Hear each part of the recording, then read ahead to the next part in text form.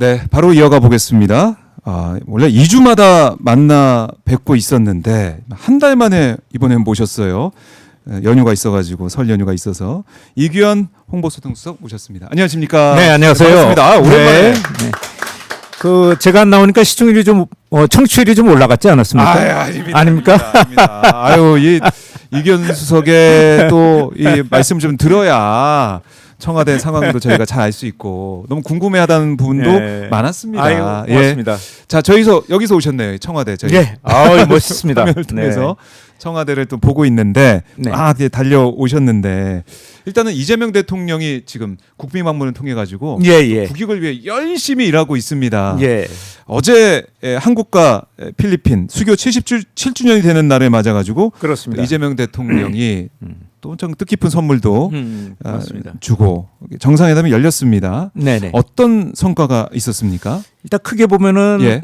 방산, 인프라, 방산. 네. 그다음에 통상 이런 것들이 좀 주로 논의가 됐는데요. 크게 보면은 한국과 필리핀 사이에서 네. MOU가 한 10개 정도가 나왔습니다. 그래서 그래서 이제 디지털 협력 분야라든가 또는 방산 물자 조달이라든가 네. 이런 것도 나왔는데 농업혁명 같은 거 협력 사안도 나왔고요. 또 하나가 이제 필리핀 학교 내 외국어 특별 프로그램에 협력을 하고 있다. 이런 부분들도 있었습니다. 아주 세세한 부분도 다뤄준 셈이죠. 그러니까 우리가 볼 때는 이제 방산 AI 이것만 좀 부각이 됐던데 네네. 이런 성과도 예, 그렇습니다. 있었다. 예. 그러니까 이게 자세히 안 보면 모릅니다. 그러니까 이규현 수석님이 나오셔야 돼요. 이렇게 설명해 주셔야 돼요. 어떤 성과가 있었는지 설명 안 하면 네. 또 언론에서도 좀 더 이란 이 그렇죠. 문제가 크기 때문에 네. 중동 문제가 크기 때문에 네. 잘 이제 부각이 안 되거든요. 그래서 꼭 말씀을 들어야 되고 네. 저는 이제 보면서 선물이 너무 또 좋더라고요. 그러세요. 예, 네. 거북선. 네. 예, 순금으로 도금한 거북선과 네. 항공점포를 봤더니 네네. 패치가 3377. 예. 3월 3일 77주년. 네네. 필리핀과의 관계를 상징하는 네. 이런 것들을 어떻게 또 준비를 하신 거예요? 선물은? 저기 듣고 계시는 분들, 보고 네. 계신 분들이 한번 가셨으면 좋겠는데 그게 대통령이 순방학하기 전에 그 국립중앙박물관을 갔습니다. 예, 거기서 충무공 이수진 특별전이 지금 열리고 있어요. 그래서 거북선이 맥락이 좀 가시죠. 예. 네. 이어지네요. 네네. 이순신 장군과 네. 거북선. 네. 오, 그래요. 그리고 또 필리핀과의 관계에서 이제 방산의 중요성을 또 다시 한번 강조할 수 있는 그렇습니다. 계기가 그렇습니다. 되고. 예, 맞습니다. 다 뜻이 있군요. 예. 그 필리핀이란 나라가 우리가 정부가 수립되고 초기에 우리 원조를 많이 해줬던 나라입니다. 필리핀이. 그래요. 그렇습니다. 우리보다 잘 살았다고 장충 하니까. 체육관이라고 저쪽 있지 않습니까? 네. 그걸 지어준 게 필리핀 정부였습니다. 그렇군요. 네, 그렇습니다. 야, 굉장히 필리핀과의 부국이었죠. 관계를 보면 그러니까 맨 처음에 정말 잘 살았던 부국이었다가 네, 쇠락하는 그렇습니다. 모습도 우리가 좀 마주치기도 했었는데 네. 그러니까 한국과 필리핀의 관계가 네. 끈끈했었던 그렇습니다. 파병국이도 했고 예. 굉장히 우리하고 연결된 게 많죠. 네. 그래서 이번 정상회담 보면은 이 맞이하는 필리핀의 모습을 보니까 정말 성대하게 의전을 하더라고요.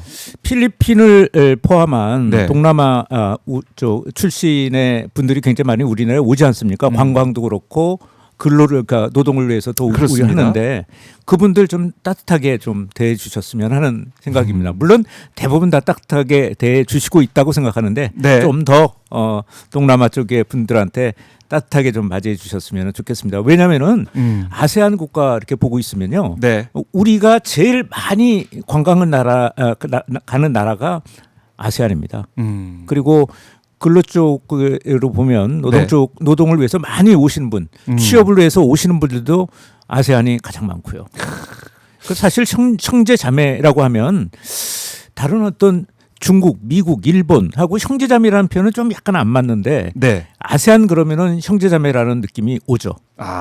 형제자매 국가라고 볼 수가 있습니다. 형제자매 국가로서 네. 좀 우리도 잘 우리 이제 품격을 더 보여주고 잘 대해주길 바란다 이런 말씀까지 그렇습니다. 들어봤습니다. 그러니까 마르코스 대통령도 참 상당히 이재명 대통령을 맞이하면서 좋아하는 모습을 볼 수가 있었고 그렇습니다. 필리핀 가기 전에는 싱가포르 방문해가지고 네, 그렇습니다. 또 여러 가지 성과를 냈습니다. 네. 싱가포르 여기도 중요한 국가 아니겠습니까? 싱가포르는 아시아에서 네. 뭐 싱가포르, 저희 또 이제 뭐 일본 이 정도가 좀 사실은 선진국이라고 볼 수가 있는 나라들이죠. 네. 그리고 AI 분야에서 굉장히 선도 국가이기도 합니다. AI 그래요. 분야에. 그래서 예. 요번에 갔을 때 카이스트하고 국립 싱가포르 대학하고 MOU가 있었죠. 연구 협력과 관련돼 있는 네. 이런 것들이 다 그 상당 수준의 두 국가가 올라 있기 때문에 대등한 관계로 AI 협력이 가능하죠. 네. 그래서 이번에도 굉장히 중요한 의제로 그 AI 협력이 들어가 있었습니다.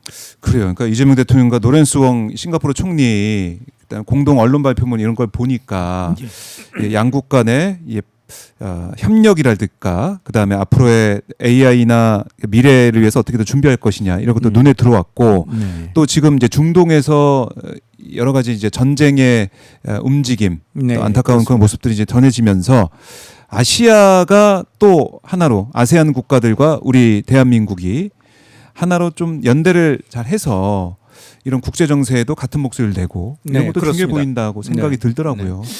그 싱가포르 그러면은 전 미래 도시라는 느낌이 좀 있지 않습니까? 미래 네. 국가란. 그래서 요번에 AI뿐만 아니라 음. 환경 위성의 공동 활용이라든가 네. 또는 소형 원전 SMR 부분에 대한 협력이라든가 이런 부분들도 같이 이루어졌습니다. 그래요. 이번 국빈 방문 통해서 이재명 대통령이 또다시 국익을 위해 정말 애를 썼다. 이런 모습. 그다음에 또 김혜경 여사도 함께 하면서 그렇습니다. 여러 일정을 소화하는 모습을 보면서 정말 다르구나. 대통령도 그렇고 영부인도 다르구나. 이런 것들을 우리 시청자분들이 많이 느끼셨을 것 같아요. 네. 자, 아마 이제 돌아오고 나서 또 이 성과를 설명하실 거 아닙니까? 네, 뭐 예. 그런데 이제 그보다는 우선 중동 사태에 대한 부분, 그 부분이 지금 전쟁으로 갈지 아니면 하나의 사태로 끝날지는 모르겠는데, 네. 하여간 상당한 영향을 주기 때문에 우리 경제 분야에 굉장한 악영향을 주고 있는 건 사실이지 않습니까? 네. 그래서 이제 그런 것들을 먼저 챙기는 게 첫 번째 하실 일이 아닐까. 하시게 될 일일 거라고 봅니다. 그렇겠네요. 네. 맞는 말씀이신 게 지금 이재명 대통령이 해외 순방지에서도 계속 보고를 받고 계시죠. 중동 그럼요. 사태에 대해서는. 네, 그렇습니다. 그리고 국내에서는 김민석 국무총리가 네, 그렇습니다. 계속해서 회의를 열고 네. 대응을 하고 있고. 안보실장이 가 계시니까 음. 즉각적으로 지금 이쪽에 시시각각 네. 중동의 정세, 그 다음에 이제 우리 교민 문제, 뭐 우리 파병 부대들의 문제 네. 이런 것들을 보고받고 계십니다. 알겠습니다. 이재명 대통령이 이제 우리 국민들을 향해서 네. 안심하고 생업에 종사해 달라 네. SNS 메시지도 내셨는데 네, 아마 우리 국민들이 불안하지 않게 그렇습니다. 정부 또 네. 청와대가 긴밀하게 대응하고 있다. 네, 이렇게 그렇습니다. 보면 되겠네요. 월요일이었죠. 네. 임시 공휴일이었는데 그렇습니다. 저희는 다 정상 출근을 했습니다. 그리고 오늘 제가 이제 옷을 이렇게 이제 여기 출연이니까 이렇게 왔는데 네. 민방위복을 입고 있습니다. 그래요. 비상태세라는 의식을 갖고 있고 네. 또 대통령이 순방 중이기 때문에 더 저희가 좀 긴장을 하고. 긴장을 하면서 그 이제 여러 가지 점검을 해보자 네. 이런 의지를 다지고 있고요. 제가 월요일이었죠. 공휴일이었는데 그 구내식당 보면 알 수 있습니다. 네. 구내식당에 그렇게 사람이 많이 모인 걸 처음 봤습니다. 그래. 공휴일인데. 그래서 줄을 쫙 서서 아. 점심 식사를 했는데 예. 그만큼 이제 전부 좀 비상근무에 네. 좀 참여를 해서 지금 각 분야에서 물샐 틈 없이 이제 방어를 하고 있다. 네. 또 점검을 하고 있다. 음흠. 또 이렇게 보시면 될 것 같습니다. 알겠습니다. 네. 자, 이렇게 철저하게 대응을 하고 있는데 지금 우리 이제 시장 상황을 보니까 어제 오늘 뭐 좋진 않습니다. 네. 오늘 코스피가 또 이제 폭락을 했어요. 네네. 8% 넘게 지금 네네. 내려와 있습니다. 5,322 선이고 지금 코스닥도 8% 넘게 하락을 하면서 1,045 이렇게까지 내려와 있는데 우리 국민들께서 좀 불안해하실 수도 있습니다. 주가 그럴 수 급락에 있을 것 대해서. 같습니다. 그러니까 기본적으로 저희가 뭐 굉장히 많이 올랐죠. 예를 들면은 빠르게 올라왔습니다. 그리고 이제 올해 상승률을 제가 지금 봤는데 네. 한국이 48.2였습니다. 그 이제 이 사태 나기 전까지 네. 상승률이.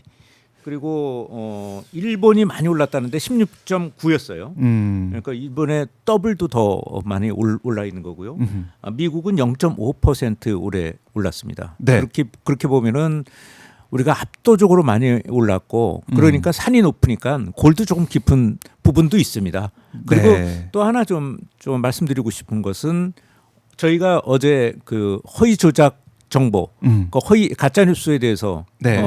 실제로 언론들이 만들어내고 있는 부분도 있지만 대부분은 그냥 과장된 가짜 정보가 사실 굉장히 많이 나오고 있어서 문체부하고 방미통위에다가 네. 좀 이런 부분들을 좀 점검해 달라 이렇게 지시를 어제 했는데 허위 정보에 예, 대해서. 그러니까 예를 들면은 예. 뭐 이것 때문에 뭐 우리 경제가 망할 것 같이 막들 얘기도 하고 그다음에 뭐 이렇게 되면은 뭐 주가가 얼마로 올라간다는 둥, 네. 그다음에 이제 우리 뭐 증시는 다 끝났다는 둥, 뭐 이런 식의 어떤 가짜 정보들이 굉장히 많이 지금 유포가 되고 있어서요.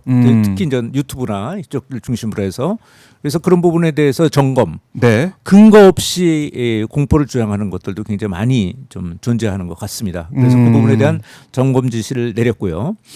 두 번째는 그 헤드라인 오늘 아침에 뉴스를 보면은 우리가 조금 과하게 언론들이 쓰는 것도 있습니다. 예를 들면 패닉셀, 검은 화요일, 네. 뭐 이런 식으로 표현을 써요. 그게 언제부턴가 우리 언론들이 굉장히 과장하거나 네. 또는 공포감을 주는데 굉장히 그 익숙해져 있는 것 같아요.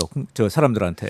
그래서 기자들 입장에서는 또 클릭수 생각하게 되니. 근데 너무 안타까워요. 그렇게 예. 이제 뭐 어떤 일이 있으면은 그 공포도 하고 조장하고 네. 과장도 하고 뭐 이런 것들이 너무 심해서 그런 부분들은 좀 우리 한번 다잡아볼 필요가 있지 않을까 그런 생각을 좀 해봤습니다. 얼마 전에 대통령도 부동산과 관련해서 맞아요. 좀 뭐 기사도 올려놓고 그랬는데 직접 지적을 해서. 예. 그게 왜 그러냐면 누가 봐도 대통령이 30년 가까이 산 집이었습니다. 그 집이 얼마나 애착이 손때가 다 하시겠어요? 묻은 집이죠. 예. 아이들도 거기서 키웠고. 그러니까요. 근데 그런 그걸- 집을 내놓은 게 시세 차익을 노려서 내놓겠습니까? 그게 말이 되는 소리입니까? 이게 말이 안 되는 소리고 말이 안 되는 소리죠. 예. 구체적인 액수를 말씀드리기는 좀 네. 거북하지만 시세보다는 분명히 아주 싸게 내놓으셨을 거라고 봅니다. 네. 그러면서 솔선수범하겠다라는 어떤 솔선수범으로 내놓으신 건데 네. 그걸 시세 차익 프레임으로 바라보는 일부 언론들이 있는 것 같습니다. 그거는 사실은 진짜 억지도 너무 큰 억지죠. 네. 그러니까요. 그 부분인데 이제 누가 보더라도 이재명 대통령이 그동안 SNS에 올린 그런 글만 팔로우했다고 하더라도 부동산 시장 정상화에 대한 의지라는 것은 네. 다 누구나 알 텐데 또 청와대에서도 브리핑도 했었고요. 네, 그렇습니다. 근데 제목을 마치 이제 투기를 해가지고 예. 어마어마한 이익을 본 것처럼 제목을 뽑는 이 언론사의 행태. 네. 이거는 청와대에서도 화가 많이 났을 것 같아요. 제가 보니까 이재명 대통령도 뭐 물론 예. 이렇게 바로 지적을 했지만. 이제 방송사 같은 데는 이제 방미 통위가 있기 때문에 그쪽을 네. 통해서 이제 여러 가지 어떤 방송사의 점검, 제어가나 재승인을 받아야 되지 않습니까? 그런데다가 이제 아마 제대로 운영되고 있는지를 점검할 거라고 봅니다. 네. 뭐 근데 신문이나 이쪽은 그렇게 하기도 어렵지 않습니까? 저희가 할 수 있는 일이라는 게 언론 중재이나 좀 그렇죠. 통해서 할 수 있는 정도인 거죠. 네. 이런 것들의 경우에. 근데 이런 것들이 사실은 포털이 그 영향력이 확대되면서 거기 포털에다가 미끼 제목을 자꾸 써서 올리는 게 관행화되어 있습니다. 지금 굉장히 많은 언론사에서 그렇게 하고 있어요. 그렇죠. 그래서 일부 언론사는 아예 그쪽에다가 디지털 그 기자들 국을 따로 두지 않고 네. 그냥 일반 우리가 보통 기자들 있지 않습니까? 저널리즘 훈련이 된 기자들을 배치하고 있습니다. 그런데 어떤 데는 디지털 국이 따로 있어요. 그래서 사실 저널리즘 훈련이 덜 돼 있는 사람 기자들한테 하루에 뭐 10몇 건씩 기사를 쓰게 만듭니다. 이제 그런 관행이 좀 이런 걸로 이제 제대로 표출되고 있는 거라고 생각을 합니다. 굉장히 큰 문제가 아닐 수 없어요. 그러니까 이게 이번 한 번만으로 마무리되고 끝나는 게 아니라 앞으로도 이런 일이 반복될 수 있고 네. 또 이재명 대통령에 대한 기사뿐만이 아니고 네. 뭐 여러 가지 뭐 기사들 그걸 그렇습니다. 통해서도 이런 현상을 확인할 수 있는 게 아니냐 우려가 된다. 네. 그리고 이제 언론계에서도 또 고민해봐야 될 그런 지점이기도 하고 예.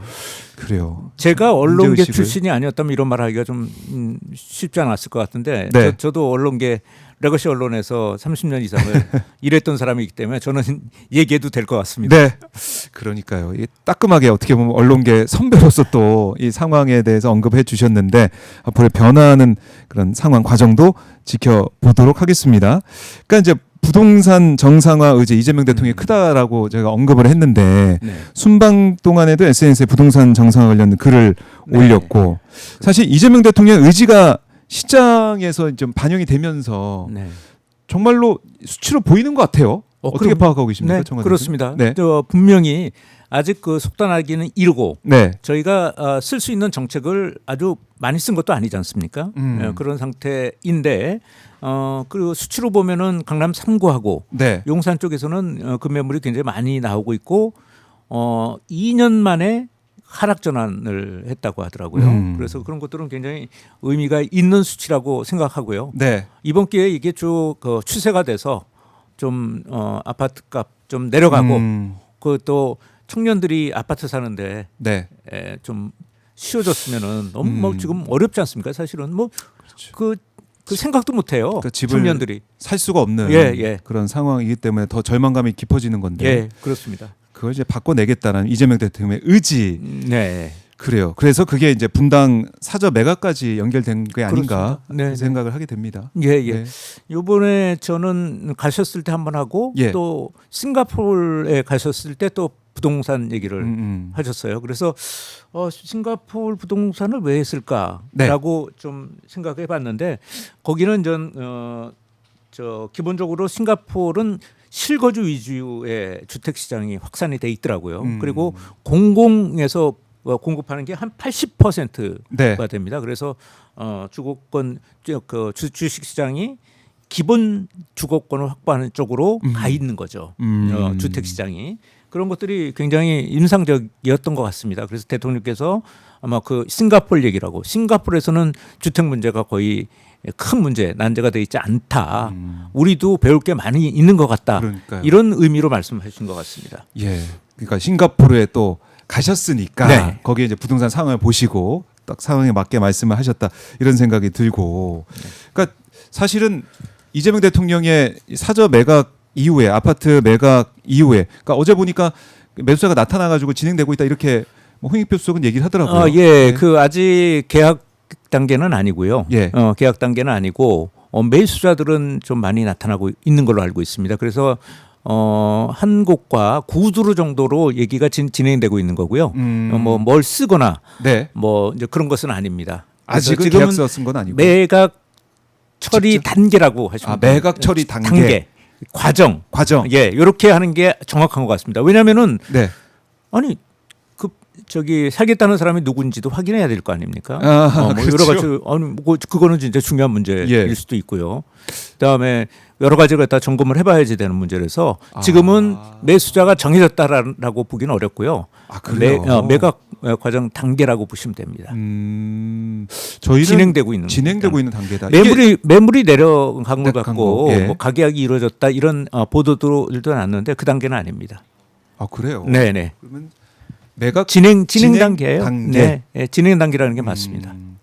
그래요. 이것도 언론에서 좀 확실히 바로 잡아서 또 예, 보도해야 되는 일부에서는 부분이네요. 또 그렇게 나가는 데도 있고 예. 일부에서는 아예 다 이제 끝난 다 것처럼. 끝난 것처럼 계약서 쓴 가계약이 것처럼. 된 것처럼 또 보도하는데 그거는 사실과 다릅니다. 이제 그래요. 오셔야지 되는 거죠. 두 분께서 오셔야지. 파시는 분은 그 대통령 그 부부 예. 내외시니까 예. 거기 좀 최종 결정은 두 아. 분이 하시는 거죠.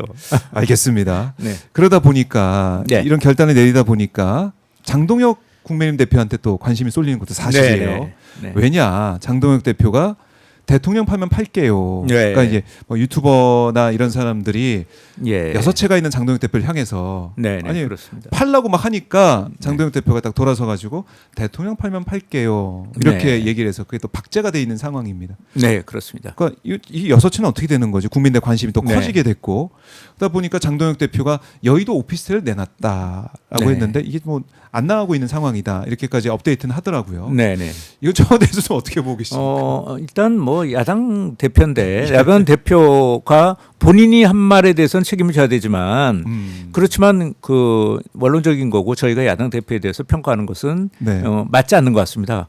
언론에서 한번 좀 그 다뤄주셨으면 좋겠어요. 진짜 그 팔려고 하는데 안 팔리는 건지 아닌지 이런 것들은 언론에서 다뤄야 될 문제지 예. 청와대에서 사실 그걸 언급할 수 있는 건 아닌 것 같습니다.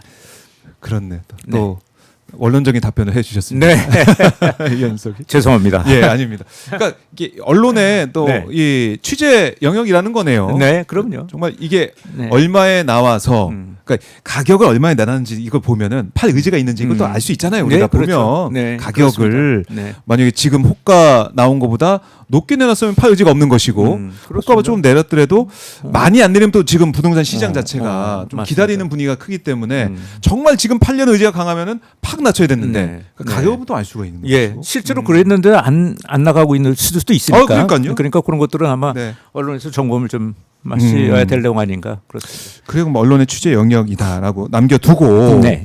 그럼 이렇게 좀 여쭤볼게요. 이재명 대통령이 한 채 있던 하나 있던 아파트를 이제 내놨습니다.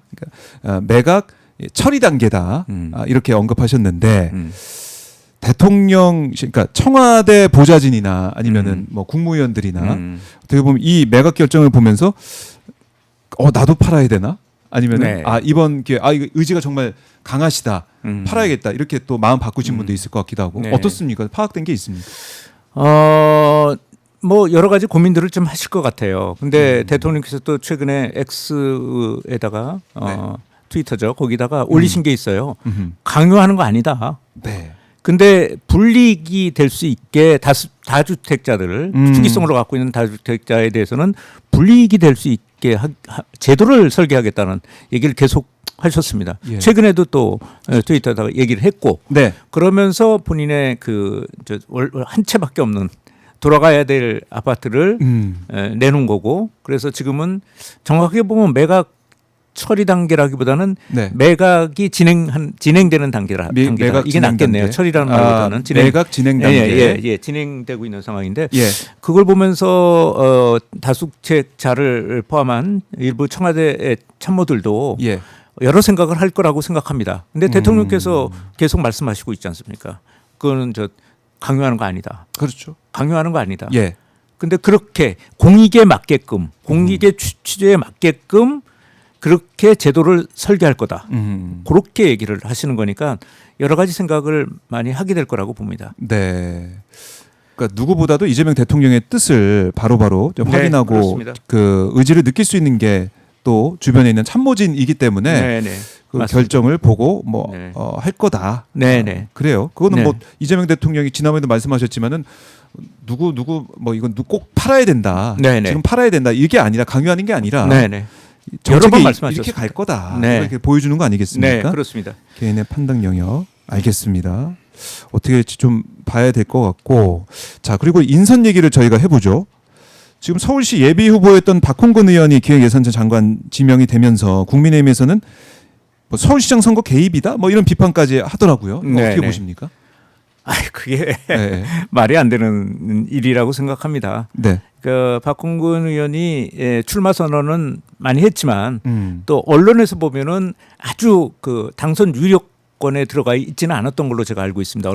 언론 조사를 보면 여론 조사를 보면 그런 거고 보통 이게 진행이 되면 그날 마침 또 이게 그 출마 후보자들이 발표가 돼서 그런데 이게 보통은 한 달 이상은 걸립니다.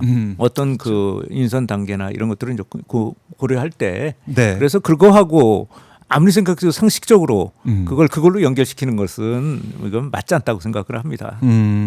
맞지 않다. 그래요. 뭐 박홍근 후보자도 뭐 여기에 대해서 해명을 하기도 했어요. 그걸 좀 참고할 수가 있겠고. 그리고 대통령 직속 기구 규제합리위원회 부위원장의 박용진 전 의원 또 삼성맨이라고 불렸던 남궁범 전 삼성전자 부사장 그다음에 보수파 출신 그러니까 그쪽 경제학자라고 불리는 이병태 카이스트 교수가 임명이 됐습니다.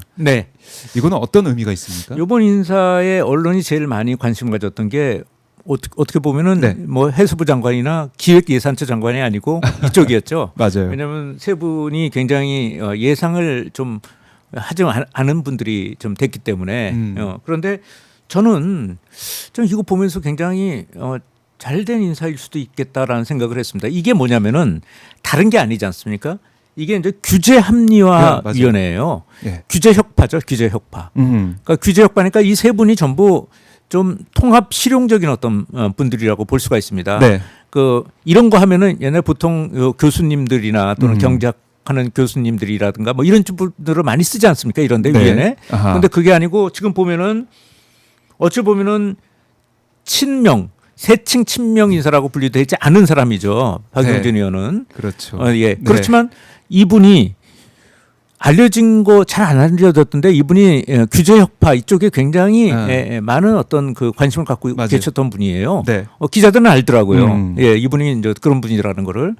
그래서 그래 정치 쪽에서 이렇게 규제 혁파를 얘기했던 분, 국회에서 본 시각이 있겠구나라는 생각을 했고요. 네. 그 S1 고문이신 남궁범 이분 같은 경우는 업계에서 이제 이 보는 눈이 좀 있으실 것 같아요. 규제 개혁과 관련된 이거 기업에서. 그래서 그쪽에서 볼 거고요. 네. 또 하나 그 이병태 카이스트 명예 교수는 기본적으로 이분이 저도 이제 카이스트 좀 내부 사정을 좀 아는데 그 굉장히 창업 IT 이 경영 이쪽에서 일했던 분이고 그걸 연구했던 분입니다. 네. 그래서 일반적인 경제학자라든가 일반적인 그런 분들이 아니에요. 그래서 이분은 또 그쪽 측면에서 IT 창업이라든가 또는 그 스타트업이라든가 네. 이런 데서 볼 수 있는 규제의 혁파, 규제를 갖다가 없애야 되는 거 이런 것들의 시선이 분명히 있다고 생각합니다. 그래서 굉장히 재밌는 거죠. 그죠? 정치인, 그 다음에 이제 기업 출신, 네. 또 이제 IT 창업의 연구자 아. 이 세 분을 모신 거예요. 그러니까 굉장히 재밌는 인사다라는 생각을 했고 네. 절묘하게 이거 인사가 됐네라는 생각은 했습니다. 그러니까 그건 했습니다. 예, 이가 이 맨 앞에 이재명 네. 대통령이 계신 것이고 그 네, 뒤에 네. 이제 세 사람이 각 예. 분야의 전문가들, 예, 이 그렇습니다. 잘하는 사람들이 배치가 됐다. 네. 그 규제 합리화 위원회 앞으로의 행보가 너무나 관심을 끌게 될 것 같다. 네, 생각이 그렇습니다. 드는데, 근데 당장 이병태 부위원장 같은 경우는 과거 이제 막말 논란. 예. 그게 이것 안타까운 거죠. 때문에 좀 여러 뭐 정치권에서도 비판 목소리 나오고 있던데 네. 어떻게 보십니까? 그것도 사실인 것 같습니다. 과거에 했던 부분에 대해서 네. 분명하게 그 국민들의 눈높이에 맞게끔 해명이 있어야 되겠다라는 생각을 했고요. 네. 아마 본인도 아마 그 입장은 낸 것 같아요. 음. 그래서 그런 것들을 좀 만약에 언론에 노출되셨을 때 조금 더 진솔하게 네. 본인의 과거에 대해서 좀 해명을 했으면 좋겠다. 국민의 눈높이에 맞게끔 했으면 좋겠다는 거고요. 또 하나 이제 조사를 받던 수사 대상이 됐던 것도 있었던 것 같아요. 그 네. 부분은 무혐의 처리가 됐고 그 무혐의 처리된 것이 결적 사유가 될 수 있는지를 한번 봤습니다. 그렇지만 그건 아니라고 저희가 판단을 했습니다. 그래서 한 거고 그래서 막말 부분은 이제 본인께서 이제 국민의 눈높이에 맞게 계속 해명을 좀 하셔야 되는 해명하고 부분 아닐까 사과하고 생각합니다. 뭐 용서를 구한다. 어제 뭐 입장을 예. 내긴 했지만 대통령께서는 규제 합리화 위원회에다가 네. 그런 것들을 그 감수하고 지금 이분을 쓰신 거 아닙니까?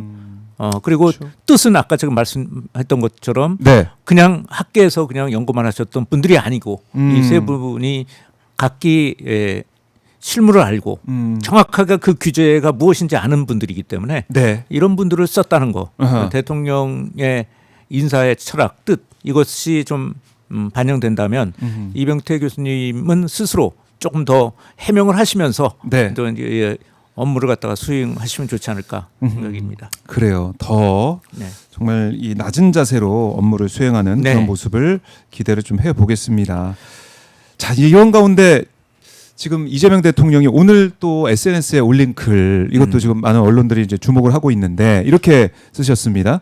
정의 실현을 하라고 국민이 맡긴 수사 기소권으로 누군가를 죽이고 빼앗고 감금하기 위해 하는 증거 조작 사건 조작은 일반 범죄자가 저지르는 강도나 납치 살인보다 더 나쁜 짓입니다. 이렇게 하면서 이 링크를 한 게 바로 이제 김성태가 이재명에게 돈 안 줘, 검찰 장난쳐, 이 녹취가 나온 그 네네. 기사를 이게 링크를 해서 네. 이렇게 의견을 밝히셨습니다. 어떻게 보셨습니까? 좀 안타깝습니다. 이게 대통령께서 검찰 수사의 가장 큰 피해자 중에 그렇죠. 한 분이시죠. 그래서 사실 그거는 큰 틀에서 보면은 이재명 대통령을 향해서 네. 하는 것이 아니고 이재명 대통령을 포함해서 억울한 어떤 그 기소를 당했던 분들이 네. 많으니까 그런 부분들에 대한 부분을 우리가 이제 반성하고 어떤 게 있었는지 조사도 하고 이래야 된다고 생각을 합니다. 그래서 근데 가장 큰 피해자가 대통령이었기 때문에 그걸 그렇죠.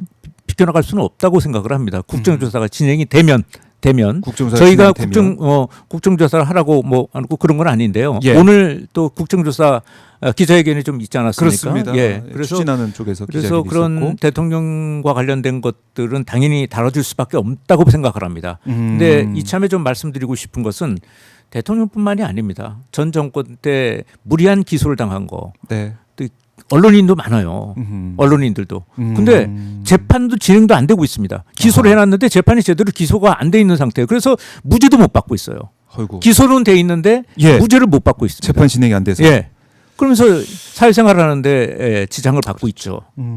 아무리 무죄 추정 거치기라고 그래도 사회생활을 하는데 제약이 갈 수가 밖에 없지 않습니까? 네. 기소는 되고 재판은 진행 안 되고. 그러니까 이거 참 심각한 문제입니다. 이런 문제도 함께 좀 국정조사가 됐으면 하는 생각입니다. 네. 그러니까 이제 검찰의 이제 조작 기소, 뭐 정치적인 이런 기소 이런 것들 또 아까 언론인 말씀하셨지만은 네. 그동안 좀 억울한 이런 기소들, 네. 권력을 남용한 이런 것들 이거 다 한 번에 들여다봐야 된다. 예, 반드시 국정조사를 통해서 네. 조금 억울하게 당하신 분들에 대한 신원 이런 것들은 상당히 필요한다고 저는 생각을 합니다. 네. 그러니까 이재명 대통령의 SNS 글을 좀 오늘 또 올라온 글을 보니 네. 이재명 대통령의 그 의지도 이런 검찰 개혁도 마찬가지고 또 이렇게 잘못된 기소나 조작하는 이런 예. 모습들 여기에 대해서는 굉장히 좀 분노를 하고 계시거든요. 그렇습니다. 이건 바로 잡아야 된다는 그 의지를 그렇지만 느낄 수 뭐 있네요. 여기서 오해를 하시면 안 될 것 같은데 네. 청와대에서는 이와 관련해서 예. 뭐 어떠한 국회에 어떤 입장을 내고 있지 않습니다. 뭐 그건 알겠습니다. 국회에서 알아서 국정조사를 진행하고 문제가 제도적인 어떤 미비한 점이 있다면 네. 제도적인 보완책도 좀 만들었으면 하는 바람입니다. 알겠습니다. 참 이 검찰 개혁, 뭐 사법 개혁 이 문제는 많은 시청자분들도 마찬가지겠지만은 이번에는 정말 해내야 된다. 예. 이런 절박감은 또 다들 가지고 계시더라고요. 그렇습니다. 네. 이번에 아마 안 하면은 못할 것 같아요. 이번에 이 못할 것 문제는. 같다. 네. 그런 또 청와대 기류가 있습니까? 아니 뭐 그건 아니고요. 예. 제 개인적인 제 개인적인 이견석의 개인 의견입니다. 네, 개인 의견입니다. 이건 청와대에서는 예. 국회에다가 어떤 입장을 내고 있지 않습니다. 그렇죠. 그다음에 신호를 보내고 있지도 않고요. 네. 네. 그래요. 근데 지금 보면은 국민의힘에서는 어제 청와대까지 도보 행진했어요. 네. 장동혁 대표를 포함한 뭐 지도부와 국회의원들이 뭐 운동화까지 신고 해서 청와대까지 도보 행진을 하는 모습을 볼 수가 있었는데 주장하는 게 바로 이제 사법개혁 3법 여기에 네. 대해 제2요구권 이재명 네. 대통령의 거부권을 요구하는 도보 행진이었습니다. 어떻게 보셨습니까? 청와대에서는? 그래서 그 아침에 기자들이 예. 이 제 요구권에 대해서 대통령이 어떻게 반응하실 거냐라고 얘기를 물어왔는데 네. 아직 대통령의 입장을 직접 듣지는 못했는데 그러니까 이런 부분에 대해서 국민들이 좀 판단하고 있지 않겠습니까? 국민들이 네. 좀 이 진행되고 있는 법원개혁 3법과 같은 어제도 뭐 법원에서 대통령에 대해서 재판하는 과정에서 네. 석연치 않은 일이 있었다 해갖고 어저께 보도가 하나 나왔던데 그런 것들을 국민들이 너무나 잘 알고 있기 때문에 네. 이제 사법부 특히 이제 사법부와 관련된 얘기에서는 청와대가 입장을 안 냅니다. 그리고 원칙적으로 그냥 원론적인 걸로 대응을 하고 있어서 네. 오늘 아침에도 기자들한테 원론적인 대응만 했습니다. 왜냐하면 사법부에서 벌어지고 거기에 국회에서 벌어진 일이죠. 네. 사법부하고 국회 관련된 건데 특히 그런 부분에 대해서는 청와대에서 입장을 내지 않는다. 이렇게 그래요. 이제 원론적으로 그렇게 답을 했고 오늘도 또 그렇게 할 수밖에 없는 상황인 것 같습니다. 그럼 이거 한번 여쭤볼게요. 어제 장동혁 대표가 청와대 앞에 이제 와서 국민의힘 의원들이 와서 뭐 청와대 수석이나 뭐 비서관 네. 면담 요청하거나 이런 게 좀 일정이 좀 있었습니까? 요청이? 그거는 제가 확인을 못했습니다. 그 부분은 그거는 뭐 정무수석 쪽 예, 예, 일이기 때문에 그렇습니다. 그렇지만은 네.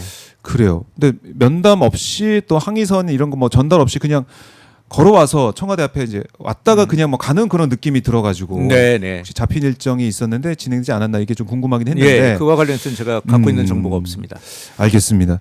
이런 장외 투쟁이 이제 계속될 것 같아요. 전국 뭐 순회 장외 투쟁 뭐 이런 네. 것들도 지금 보도가 좀 나오고 있던데 청와대에서는 이런 야당의 모습, 야당이 어떻게 보면은 이재명 대통령을 향해서 여러 가지 뭐 요구를 하고 또 비판도 하고 이런 네. 모습들은 어떻게 지켜보고 있습니까? 뭐 야당이 그렇게 비판하는 부분에 대해서 저희가 새겨들을 만한 게 있다면 네. 당연히 들어야 되겠죠. 음흠. 그렇지만 야당의 목소리에 기울이는 것보다 더 크게 저희가 기울이고 있는 것은 국민들입니다. 국민들. 국민들이 어떻게 생각하느냐. 일반 국민들이 그쪽을 더 생각할 수밖에 없는 거죠. 다만 그런데요? 야당에서 언제든지 저희가 잘못하고 있는 거나 진짜 고쳐야 될 거를 지적해 준다면 당연히 받아들일 생각이 있습니다. 그건 언론과 관련해서 말씀드리면은 네. 대통령께서 항상 얘기하시는 게 있어요. 언론만 이렇게 소위 말해서 X에다가 이렇게 올려놓으니까 그 기사의 잘못된 부분만 지적하시는 것처럼 보이는데 예. 너무나 자주 저한테 너무나 자주 네. 좋은 기사 쓴 사람들, 건전한 비판을 해서 정책을 바꿀 수 있는 거 이런 것들을 쓴 거, 또 좋은 지적을 해준 기자나 언론사가 있으면은 네. 진짜 좋은 기사였다라고 말로라도 전달해 주라고 그렇게 계속 자주 그래요? 얘기하세요. 자주. 칭찬도 네, 그럼요. 함께 하고 계시네요. 예, 예. 그러니까 그 알려진 게 전부 어떻게 보면은 예. 언론에 이제 그 비판적인 것만 그렇게 얘기하시는데 아주 자주 네. 그렇게 말씀하시고 계십니다. 자주 이렇게 얘기를 예. 하고 계신다. 저는 그 뜻을 알기 때문에 네. 어떨 때는 제가 그 일반 기자들한테 예. 이 기사 문제가 있어요라고는 안 하지만 이 기사 너무 좋았어요라고 전화를 해줍니다. 기자들한테. 예. 예. 뭐 좀 좋네요. 네, 예. 이번에 보니까 또 구내 식당에서 기자들과 함께 예. 짜장면, 탕수육 예. 그 세트로 맞습니다. 오찬을 같이 하고 예. 이런 거 소통을 계속 이어가고 계시더라고요. 그 그럼요. 이후에 또 차담도 잠깐 하시고. 예. 이런 게 바로 이재명 대통령의 소통, SNS는 물론이고 현장에서도 직접 기사를 쓰는 기자들과 소통하고 그렇습니다. 또 지역에 가서 또 거기 주민분들, 시민분들 만나기도 하고 네. 소통을 정말 제일 중요하게 여기시는 것 같아요. 이재명 대통령. 그럼요. 예. 그래서 또 여론조사를 하고 이렇게 조사해 네. 보면은 역시 이제 소통 이게 이게 굉장히 대통령의 가장 중요한 포인트 득점 네. 포인트로 얘기를 하더라고요. 네. 그래요. 알겠습니다.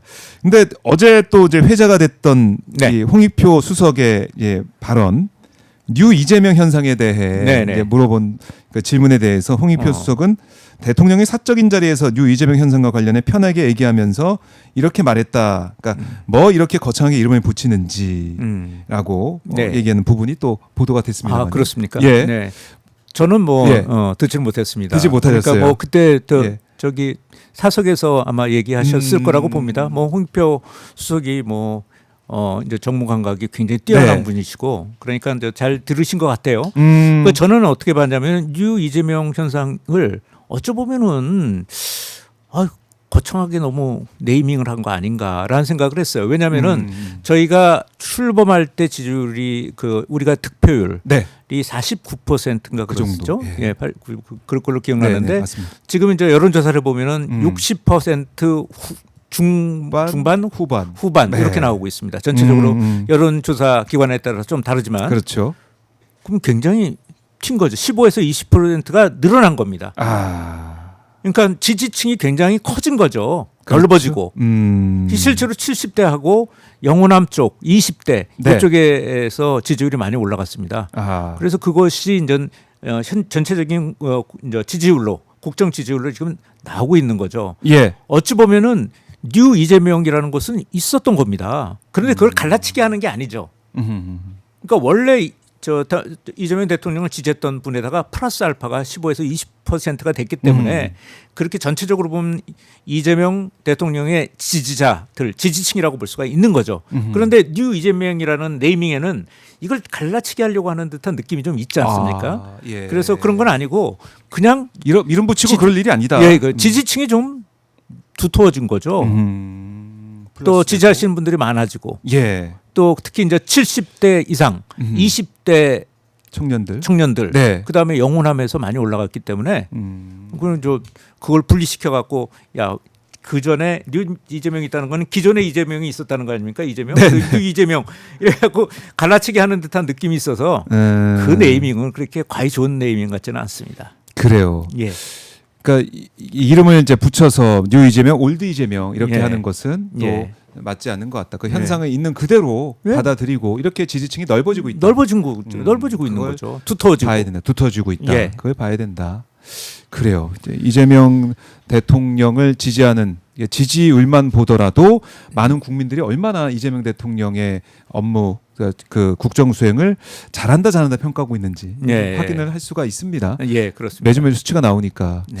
참 수치 나올 때마다 참 민감하게 좀 보시죠. 반응하시죠. 청와대에서 어떠세요? 그런데 저는 또 민감하게 좀 풀 수밖에 없는데 네. 대통령은 지지율 나오는 것들을 보고를 뭐 이제 그쪽 여론조사 쪽을 보고하시는 비서관 쪽에 네. 있으니까 그쪽에서 하시면은 일희일비 하지 말자라는 생각 그런 말씀을 가끔 하세요. 일희일비 하지 말자.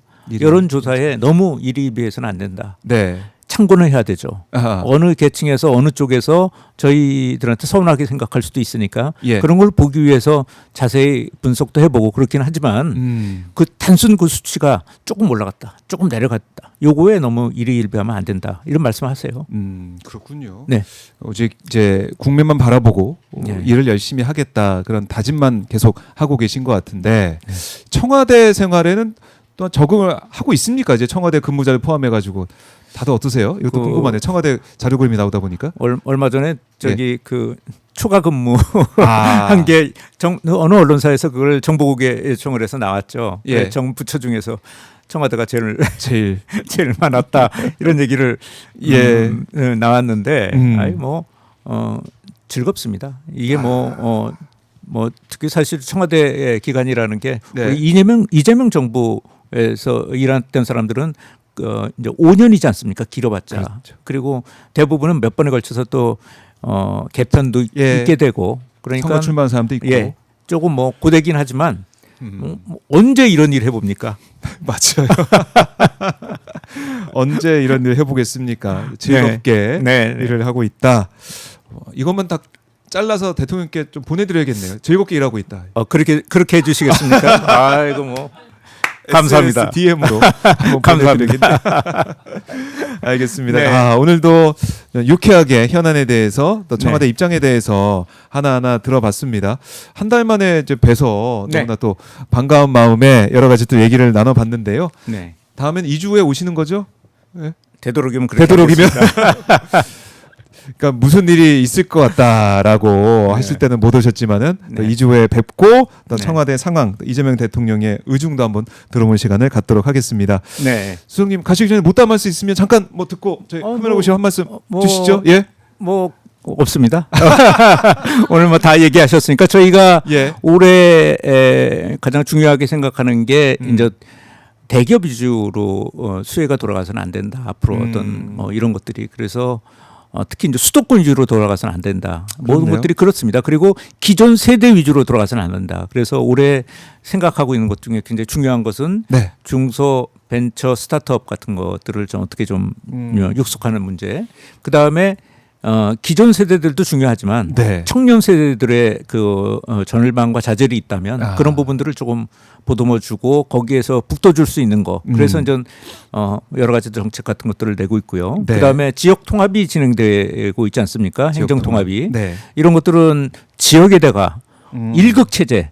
서울 일극 체제로서는 우리가 미래가 없다라고 본 겁니다. 그래서 올해 화두 그러니까 청년 그다음 중소벤처 그다음에 지역 요 세 개 올해 가장 중요하게 생각하는 국정 방향입니다. 그래서 많은 성원 부탁드리겠습니다. 네, 알겠습니다. 자, 이제 내일 임시 국무회의 이재명 대통령이 주재하는데 이란 사태 대응책 논의한다. 이런 속보도 지금 들어와 있네요. 그렇습니다. 예, 바로 이 사태에 대응을 하는 이런 모습, 일 열심히 하는 이재명 대통령 또 청와대의 모습을 또 국무위원들의 모습을 볼 수가 있겠습니다.